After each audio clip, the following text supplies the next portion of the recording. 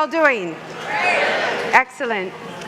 I'm going to start on the note Eric ended on. I'm really thinking about ideas that I chose to steal from the tech sector, the public sector, the private sector, every sector I could think of to try to stem gentrification in Portland, Oregon. How many of you have heard the term root shock? Oh, good. Root shock. Sometimes I have a funny accent, I'm told, but so root shock is a notion put forward by Dr. Mindy Fullilove, who does community and public health, that gentrification destroys all the social capital that we've just heard so much about. When investments come into communities and they go into sticks and bricks and not into the people who've lived disinvested lives through segregation, redlining, all of these things, they generally are not the ones to reap the benefit. And what was actually a significant asset for the communities becomes torn apart as new community members move in, call government, force liens on homes, have different cultures and values than the folks who've called these places home for a very long time. So I chose to think a little bit differently, using the notion of root shock and this very special, invisible power that Black communities have post-migration all across the United States. And try to think about what is a rights-based approach to building community, kind of going beyond this moral imperative or business case or any kind of notion about maybe why we should do this, and really think of it as intrinsically valuable in and of itself, because people deserve to have healthy, strong communities. They deserve to thrive.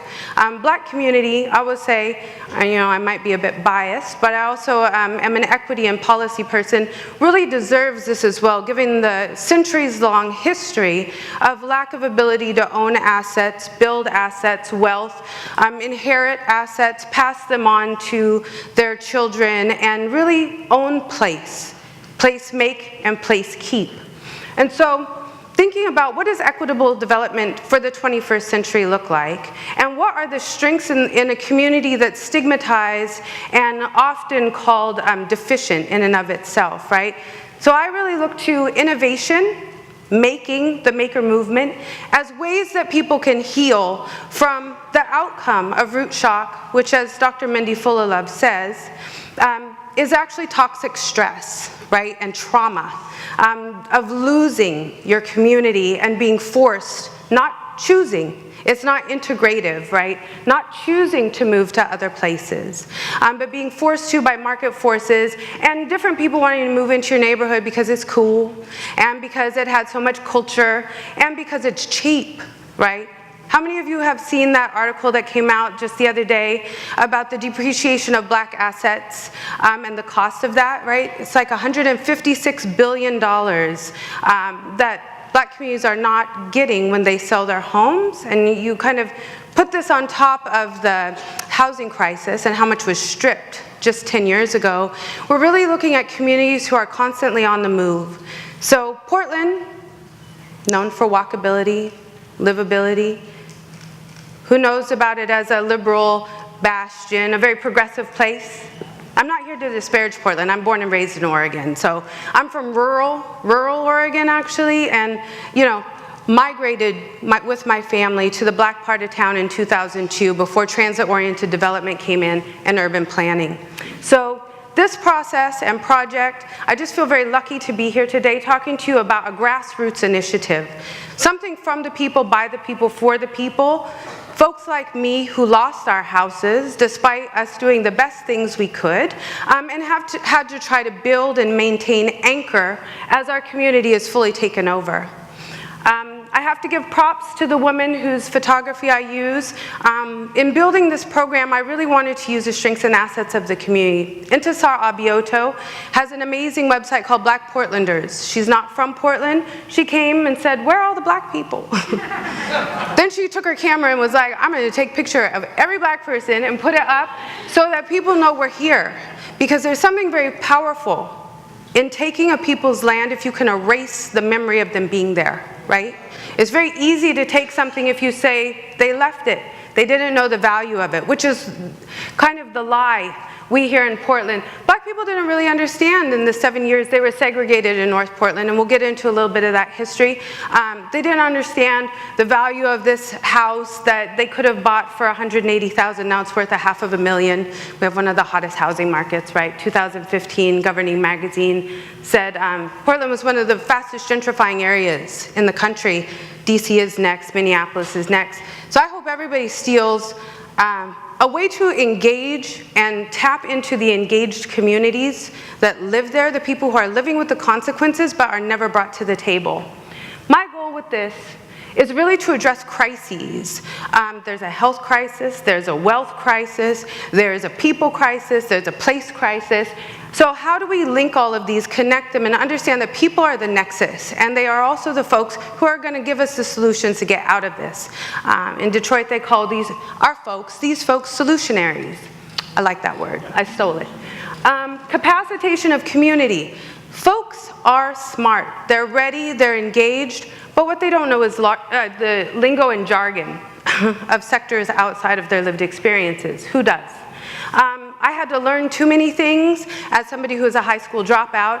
I ended up going to fashion design school. That did not prepare me to do policy. Had to then go and start learning about social contract theory, political philosophy, social sustainability, international development. And then I started, when I went to school in England, at the London School of Economics, I studied race, ethnicity, and post-colonial studies, trying to really understand how do we get land? How do we hold land, own land, when there's this process pushing? So we need to develop pathways, and we need to look to the community to be stewards and champions, owners of our own assets. In Portland, 2010 data said 8,000 people were displaced at that point in time. Is it accurate? No, but it's close enough.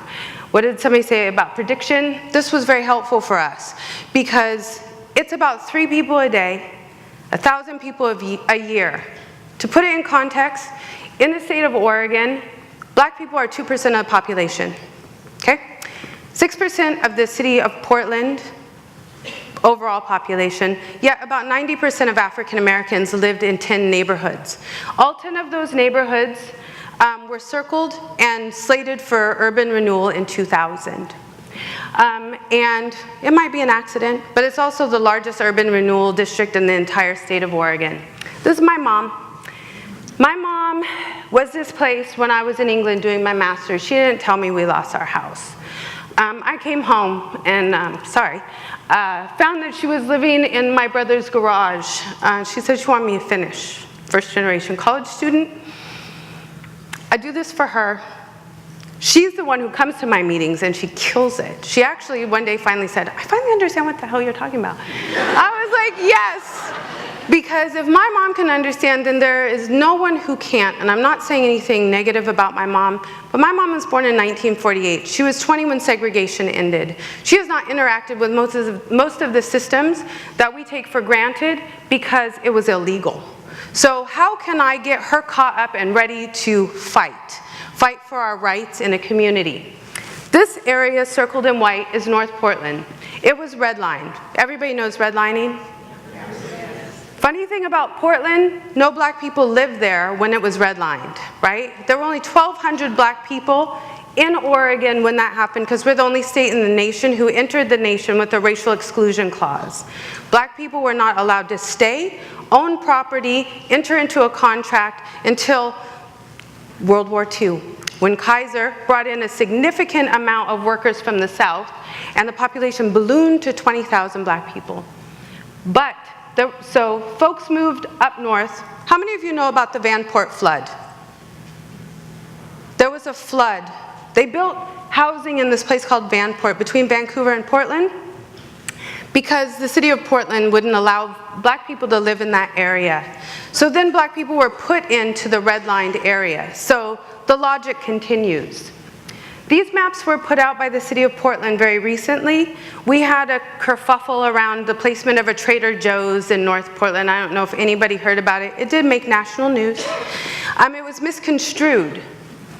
But the community was concentrated until 2000 when the urban renewal area was put in and then displaced. The rent increases in North Portland are higher than anywhere in Portland, 71%. I only share the data because data matters, right? And usually people from the bottom don't get to tell the data. But it's very persuasive, I've learned, when you're doing policy work, to be able to show, you know, Black people are really suffering almost twice as much of all the bads and reaping the benefits of about half as much of all the goods. But with regard to education, Black and white communities, the purple and white line, are nearly at parity, which is odd to me because there's still so much disparity in earnings, employment, housing, and income. I call these my core four. Also really wanted to know, where are people moving to? With displacement, are people choosing to move somewhere better? This area, this map was put out by Multnomah County, and it shows that Black people are moving out to this area, the dark red piece. It's called unincorporated Multnomah County. And it's just right inside our urban growth boundary. We're one of the only places with the urban growth boundary. So we have pressures for development because you can't develop outside.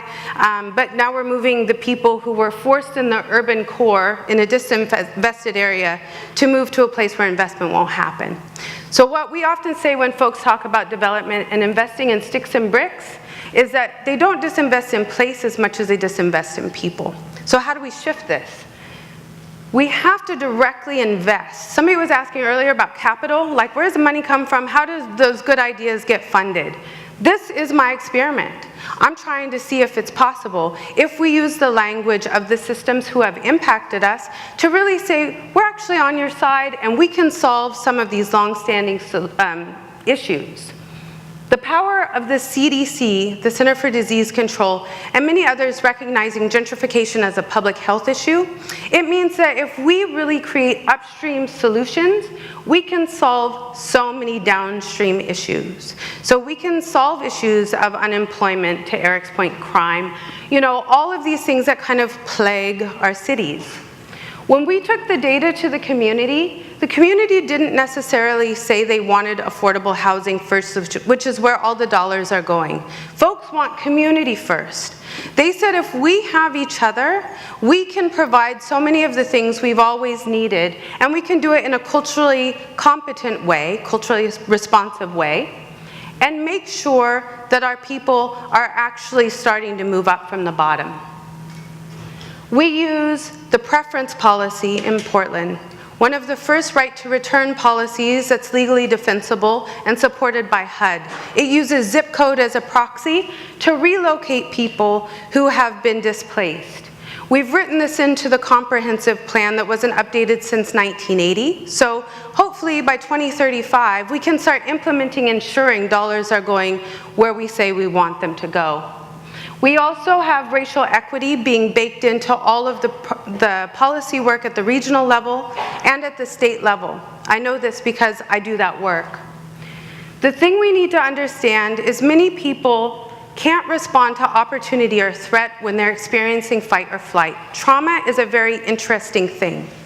However, if we understand that those same people have aspirations and vision, and that if we care enough to say, your policies are innovative, your approaches matter, you have made a way out of no way, and this can make you very healthy if we can implement this in a place that's meaningful for you and allow you to stay, it will be better for everyone. We have small infill housing, ways that we're thinking about mixed-use sites. We have a Black urban farm that actually just received significant funding from the USDA and has created a pipeline to train other folks, but they all need access to land and capital. What we need from community generally is champions and stewards, people who don't live in the community but believe that this is an issue they should support. We need to understand that what we don't see is as valuable as what we do see, and that with just a little bit of care and support, people can actually invest their work wealth and wisdom and become the architects of their own society. What I leave always is feelings to action. The issue of political will is such that becomes a barrier to innovation. So how do we help people with power to use that on behalf of the people most impacted. Thank you so much for your time. Appreciate you.